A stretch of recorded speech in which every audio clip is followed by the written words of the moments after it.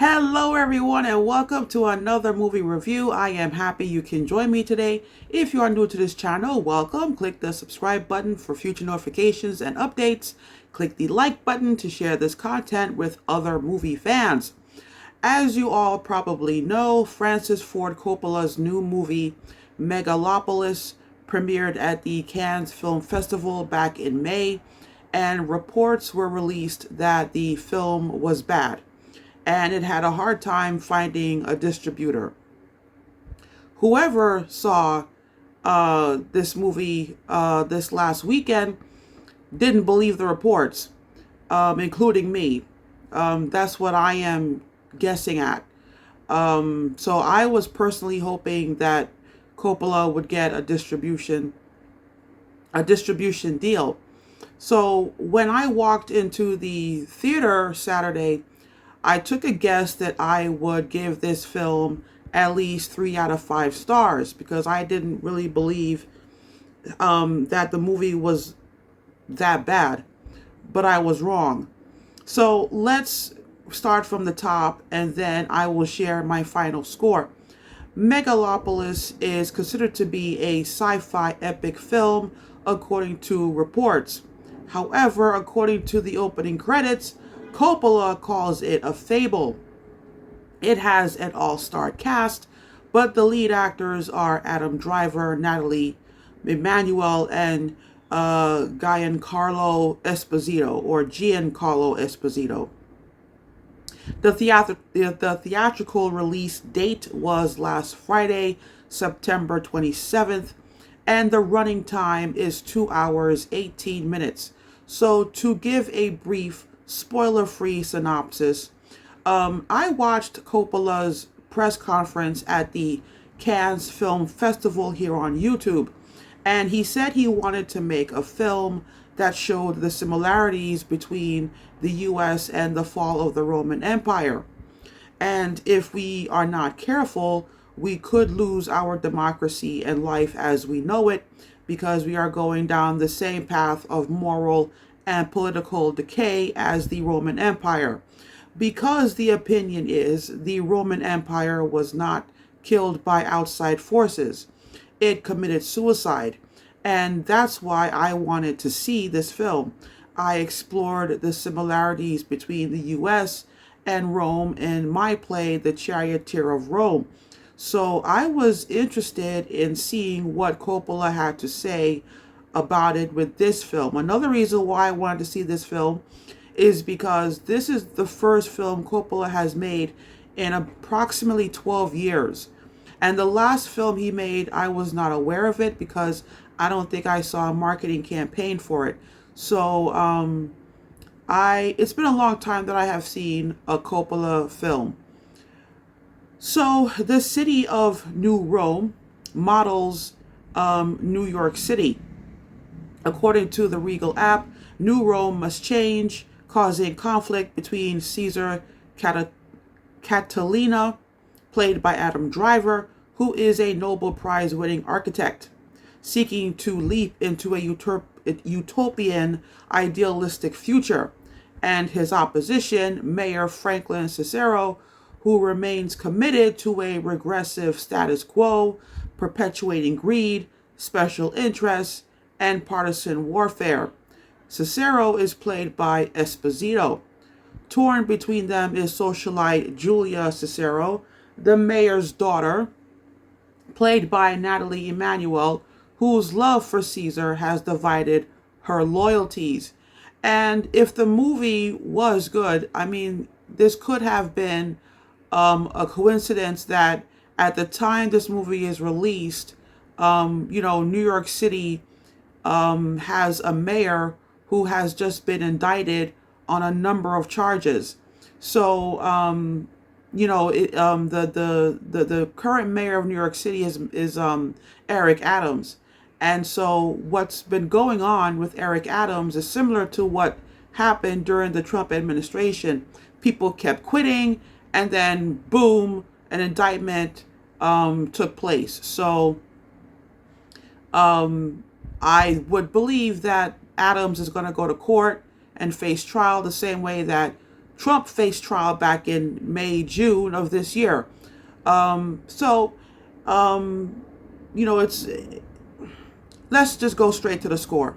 My final score for this film is 0 out of 5 stars, and I am very reluctant to give this score. I'm very reluctant to give this film a score of 0, but I gave myself 24 hours to think about this before writing this review, so I don't think I will change my mind in the future.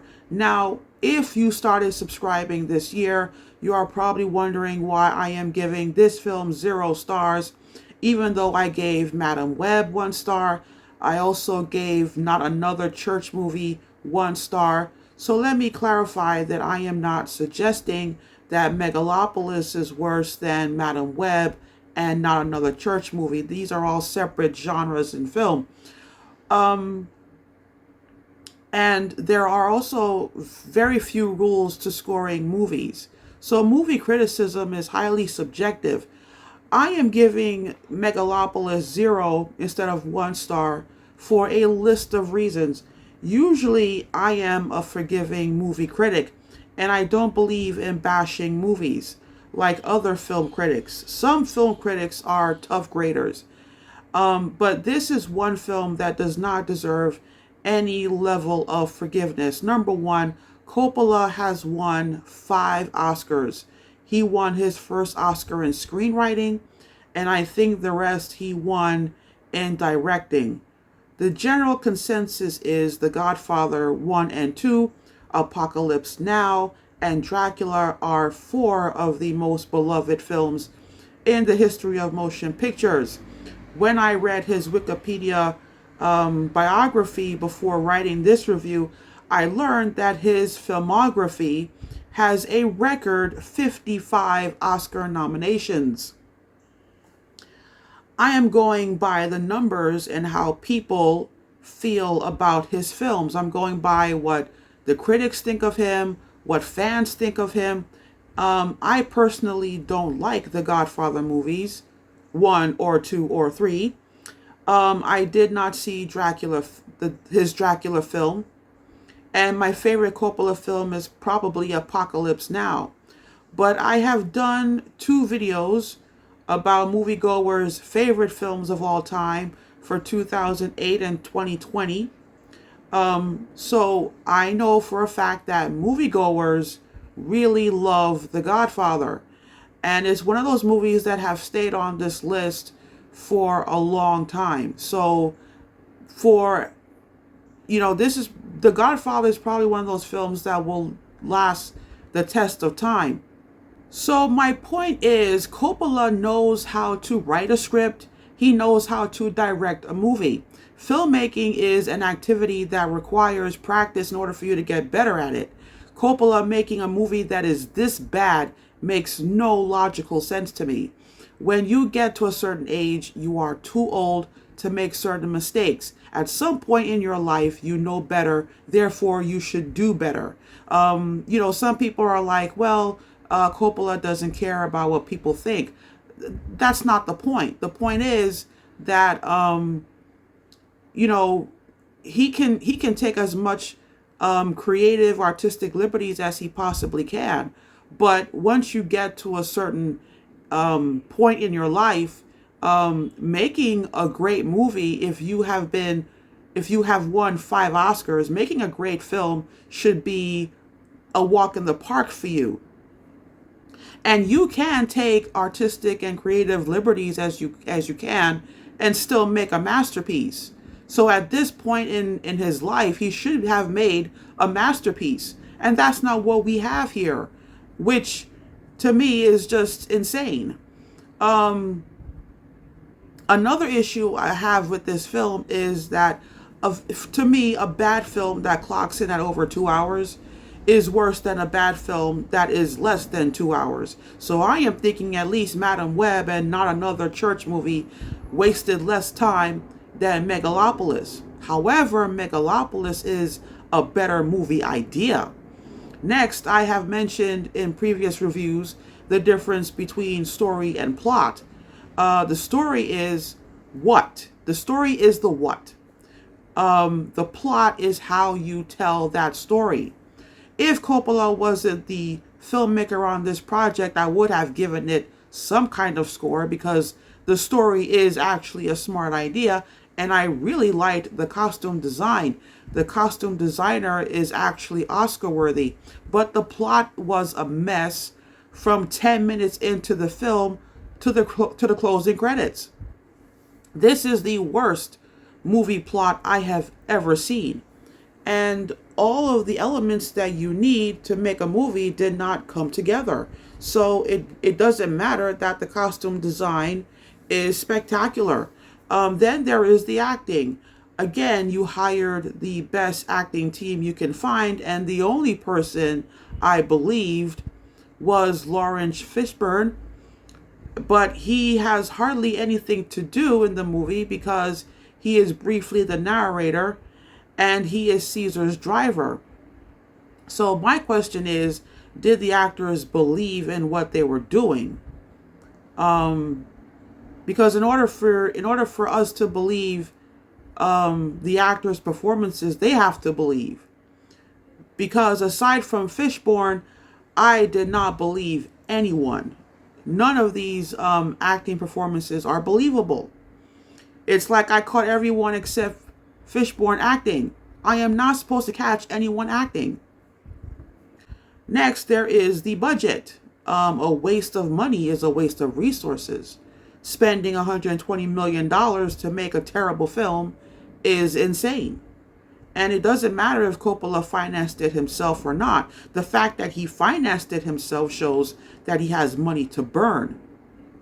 But my question is, his daughter, Sofia Coppola, made a movie about Priscilla Presley, and she had a hard time getting financed. Why didn't he give his daughter that money? She could have made 3 films with that money and still have millions left over. And between the two, she is my favorite director. I'm just saying. Sofia Coppola has a track record. She made a name for herself. So it makes sense for her father to finance her movies. According to reports, he sold a large portion of his wine business to finance this movie.